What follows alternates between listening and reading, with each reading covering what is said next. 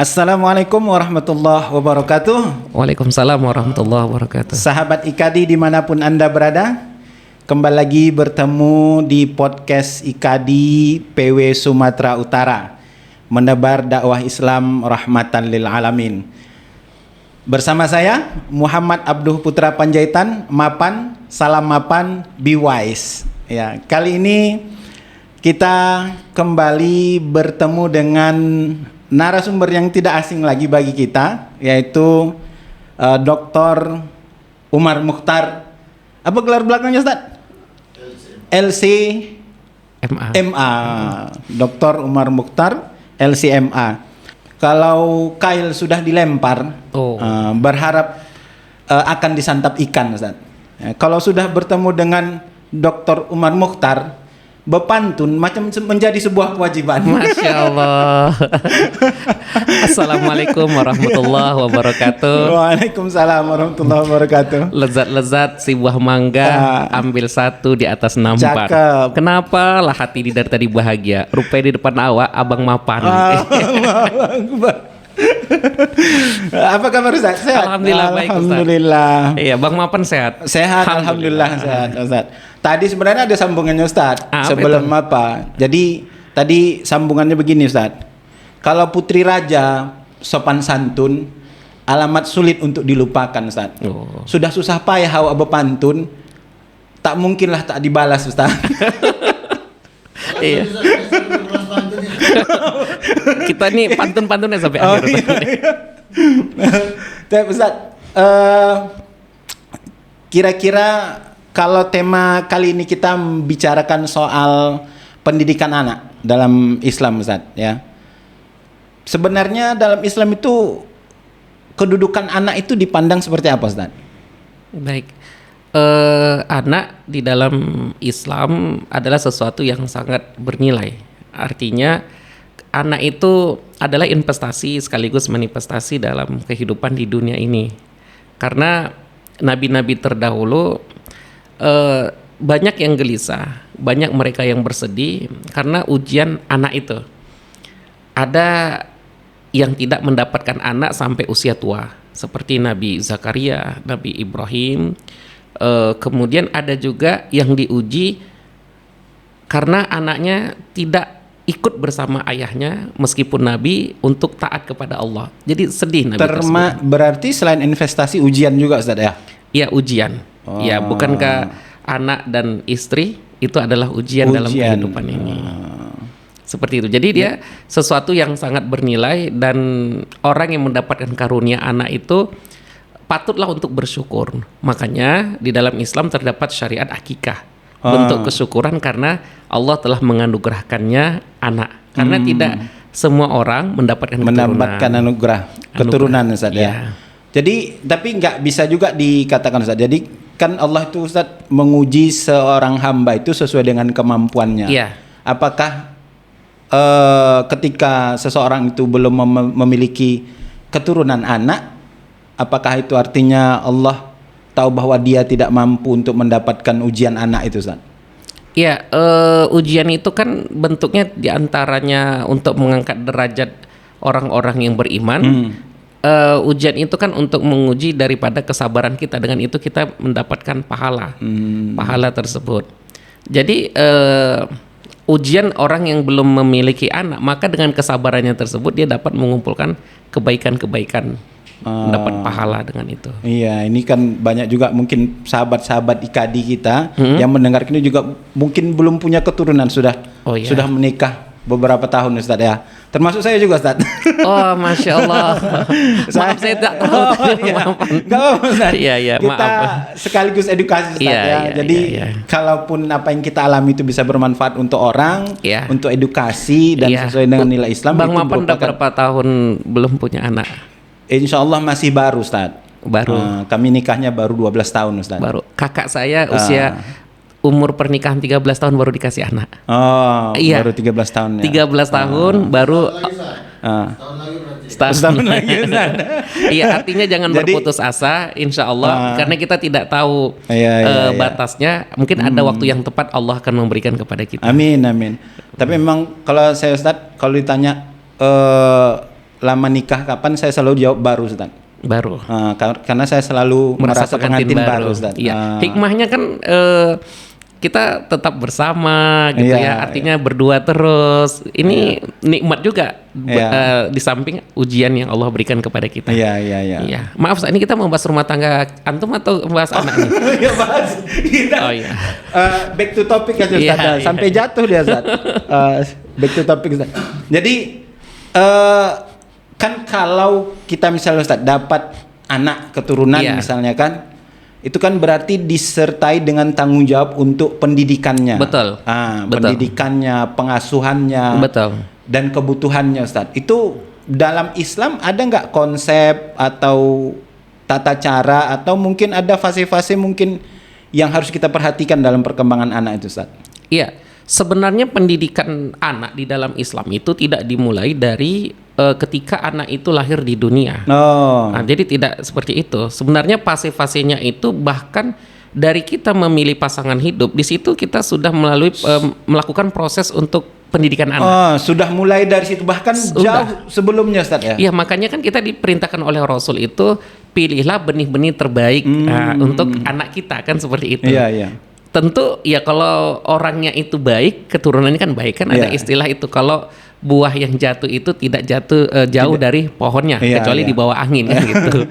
Kalau jauh dari pohonnya mungkin itu tadi, Ustaz, atau di bawah hewan lain. Mungkin di bawah hewan lain kan begitu. Jadi maka pilihlah benih yang terbaik.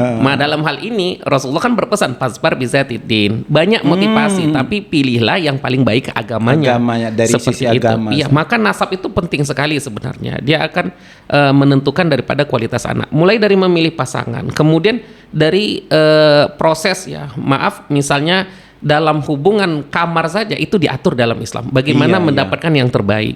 Ada doanya, ada adabnya dan lain sebagainya. Karena kita berbeda dengan makhluk yang lain. Ya kan di sini nggak ada yang membelah diri, nggak ada kan. Mungkin stek, Ustaz, stek. Iya, mungkin stek. Atau sekarang keturunan ibarat orang di-download. Iya. Nggak ada kan. Itu ada adabnya. Karena kita tidak seperti hewan dan lain sebagainya. Kemudian ketika proses hamil, itu juga. Kemudian ketika proses setelah dilahirkan untuk begitu anak lahir sendiri, dalam hal ini ada satu hadis yang memang dalam hadis ini terjadi khilafiyah, tapi bolehlah kita ambil hikmah, yaitu diazankan, diiqomahkan, artinya dikenalkan tauhid.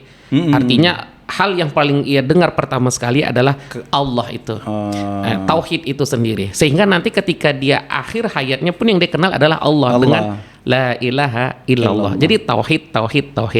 Nah, masa-masa kecil itu penanamannya adalah tauhid. Ingat Luqman ketika berpesan kepada anaknya, la tusyrik billah, inna syirka la dzulmun adzim. Jangan serikatkan Allah. Jadi jangan anak-anak kecil masih 3 tahun, nak, bagaimana membangun keluarga sakinah mawaddah warahmah, itu enggak cocok gitu. Iya. Bagaimana menjadi pemuda? Enggak, kenalkan tauhid. Rasulullah berpesan kepada Ibnu Abbas, ihfadillah yahfazka. Tauhid lagi-lagi. Kemudian Ibnu Abbas tuh usia berapa itu, Ustaz? Dia masih kecil lah. Masih kecil lah. Kalau sekarang orang-orang bilang ya masih apalah kecil ya. Mungkin kalau kayak anak-anak kita bocil lah gitu ya. 5-6 tahun. Iya, karena pada saat itu Rasulullah membonceng daripada Ibnu Abbas. Seperti itu. Nah, jadi penanaman tauhid. Nah, kemudian ada masanya nanti ketika dia berusia menjelang remaja, 7 tahun kan sudah dikenalkan kepada syariat. Syariat. Udah teguh tuh tauhidnya. Tinggallah syariatnya. Apa itu? Perintah sholat. Nah, perintah sholat hanya sekedar perintah. Kemudian ketika 10 tahun dia tidak mau, maka boleh dipukul. Dihukum, kasih pukul. Dan dipisahkan tempat tidur laki-laki dan perempuan. Untuk apa? Untuk dia mengetahui karakter dia. Nah, kalau dia sering sama dengan kakaknya, ini nanti bahaya. Iya kan? Ya namanya laki-laki tapi dia melangbai misalnya kan. Jadi dia tidak tahu karakter dia, dan artinya sudah melalui penanaman syariat di situ. Nah, maka zolimlah orang tua apabila ada anak yang tak pernah diperintahkannya sholat ketika usia 7 tahun sampai 10 tahun, kemudian tiba-tiba ketika 10 tahun dia pukul, itu zolim. Karena nggak pernah diajari. Tidak ada takwid di situ, pembiasaan. Pembiasaan. Harus dibiasakan dulu. Iya, sama seperti kisah yang seseorang yang mengadukan anaknya, Ustaz, ya, kepada Umar bin Khattab, ya, Ustaz, ya, yang mengatakan anaknya dihukum, menginginkan Umar bin Khattab menghukum anaknya, tapi kemudian anaknya mengatakan apakah tidak ada orang tua yang durhaka kepada anaknya. Pertama dari memilih itu tadi Ustaz ya, memilih orang tua harus memilih ibu yang baik. Kalau ibu yang baik, kemudian memberikan nama yang baik sama anaknya Ustaz ya. Jadi sebenarnya begini Ustaz, ada orang bijak mengatakan awal mula kedurhakaan itu adalah karena orang tuanya terlebih dahulu durhaka kepada anaknya. Dari mana? Ya ketika dia tidak memberikan hak-hak anak dari segi pendidikan. Nah, itu kan berarti kan kita duluan mendurhakai anak kita. Iya. Saya kira senakal-nakal pun dan tanda kutip anak itu, apabila dia mendapatkan pendidikan yang baik dari orang tuanya, pasti ada nilai-nilai di situ. Iya. Jadi seperti itu. Jadi tidak bisa kalau maaf kata kalau hari ini ada mengatakan anaknya tidak bisa diatur, tidak bisa diajar. Coba kita perhatikan, kita flashback balik ketika masa kecil anak itu, apakah benar orang tuanya telah memberikan pendidikan yang baik? Yang baik, itu? Jangan ujuk-ujuknya ketika anak usia sekolah tanggung jawab itu dialihkan ke sekolah. Orang Arab ada istilah yang populer, apa katanya? Kama tadinu kuda, yaitu apa yang kamu tanam itu yang kamu tuai, apa yang kamu tabung itu nanti yang kamu akan hasilkan, kan begitu. Jadi kalau orang-orang yang abai kepada anaknya ya siap-siap nanti ketika di masa tuanya jangan salahkan anak itu abai kepada dia. Jadi seperti itu. Nah jadi proses pendidikan itu tak berhenti. Bahkan nanti ketika kita sampai meninggal dunia pun kita tidak punya alasan untuk melepaskan untuk mendidik anak kita. Iya. Seperti itu. Bahkan sampai nanti ketika kita wafat pun harus tetap memiliki kewajiban untuk memberikan pendidikan yang baik kepada anak. Karena gini Ustadz, ada orang yang berpikir kalau anak saya sudah berkeluarga, saya terlepas kewajiban saya. Dia udah punya masa depan dia, udah punya rumah tangga dia, udah punya urusan dia. Tidak seperti itu. Iya, Rasulullah SAW itu masih memberikan masukan-masukan kepada Fatimah. Walaupun Fatimah pada saat itu sudah berkeluarga. Dengan Ali. Iya, dengan Ali. Pada saat itu Fatimah kan mengadu kepada Rasul keadaan keluarganya. Rasulullah memberikan nasihat. Jadi tidak ada kata berhenti. Jadi tidak ada istilah mantan anak. Mantan suami ada, mantan istri ada, mantan anak itu tidak ada. Gitu. Jadi sebenarnya Islam itu sudah cukup jelas Ustadz ya, mengatur bagaimana orang tua berperan sebagai orang tua dalam mendidik anaknya ya Ustaz ya. Ini Ustaz ragu? Enggak. Bukan ragu. Iya memang. Maksudnya penekanan untuk para sahabat Iya, IKADI betul. Bahkan kadang-kadang mungkin sahabat IKADI yang mendengarkan podcast kita ini mungkin juga ada beberapa yang justru mungkin ketika mendidik anaknya justru meninggalkan nilai-nilai Islam. Misalnya lebih cenderung kepada psikologi barat misalnya Ustaz ya. Betul. Padahal di Islam sendiri itu sudah cukup jelas cukup jelas dan contohnya ada langsung ya, bahkan dari contoh itu juga sudah terlihat ya hasilnya gitu Ustaz ya. Sementara mungkin psikologi barat itu juga sampai sekarang mungkin masih kebanyakan sebatas teori juga bagaimana mendidik anak Ustaz ya. Iya, sebenarnya teori yang mereka kembangkan itu sumbernya dari Islam. Bahkan sumbernya dari Islam. Nilai-nilainya itu dari Islam. Iya. Seperti baik. Jadi Ustaz terkait dengan anak tadi Ustaz ya. Apakah secara syariat ini meskipun memang sampai kita wafat kita tetap memberikan nasihat kepada si anak, tapi apakah tidak ada batasannya Ustaz? Misalnya dia tetap terhukum secara syariat misalnya. Misalnya kan kita anak itu sudah mukallaf, ketika sudah mukallaf semua dia menanggung masalah atau dosa yang tanggungnya gitu. Apakah ketika si anak mukallaf meskipun orang tuanya tetap memiliki tetap harus mendidik anak, tapi apakah ada beban dosanya kalau dia tidak melakukan itu Ustaz? Baik Ustaz.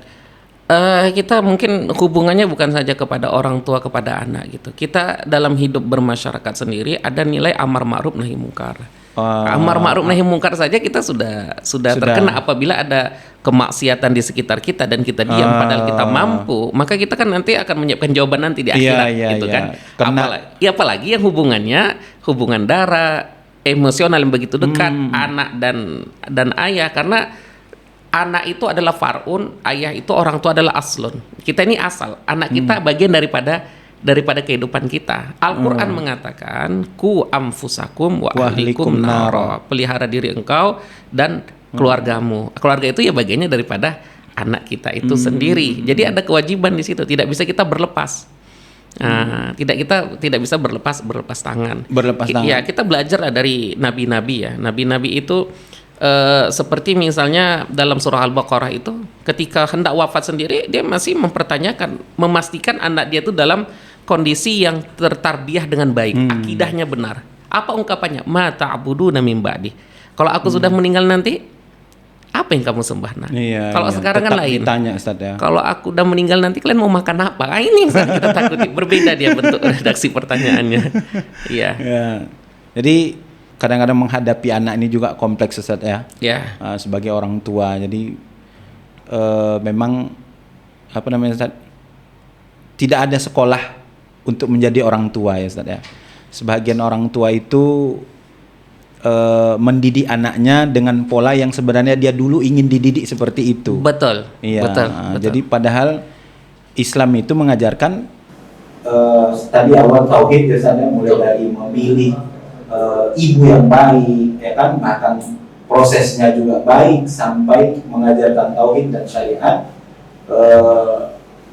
Itulah kesempurnaan untuk mendidik anak tadi, Ustaz, ya. Sehingga mungkin ujian-ujian ya, dan kita juga bisa mencontoh juga ujian-ujian yang dihadapi oleh para nabi tentang anaknya, Ustaz, ya. Contohnya Nabi Nuh itu, Ustaz, ya, anaknya Termasuk Nabi Lut. Termasuk Nabi Lut ya, Ustaz, ya. Anaknya itu juga bisa menjadi fitnah atau ujian bagi orang tuanya, Ustaz, ya. Iya. Jadi betul-betul menjadi ujian. Iya. Dan banyak juga hari ini kalau kita perhatikan para pejabat yang awalnya itu jatuh terjerat hukum itu gara-gara anaknya. Anak kita tapi lagi viral belakangan ini itu anak rata-rata.